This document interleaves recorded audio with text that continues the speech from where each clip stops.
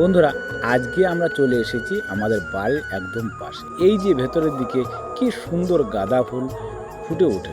এই ফুলটার নাম কি আপনারা জানেন? কমেন্ট অবশ্যই জানাবেন। আমাদের মতামত জানতে আমাদের খুব ভালো লাগে।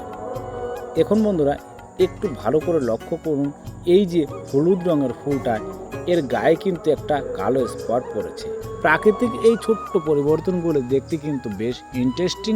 আর ঠিক তার পাশেই দেখুন, এই একই রকম ফুল গাছের কিন্তু এখানে ফুল হয়ে সাদা রঙের। একই গাছের ভিন্ন রঙের ফুল দেখে সত্যি অবাক হতে হয়। আর তার পাশেই আবার দেখুন বন্ধুরা, এই একই রকম ফুল কিন্তু হলুদ রঙের ফুটে উঠেছে। একই জাতের ফুল কিন্তু রঙের এমন বৈচিত্র্য বাগানটা আরও সুন্দর করে তুলেছে।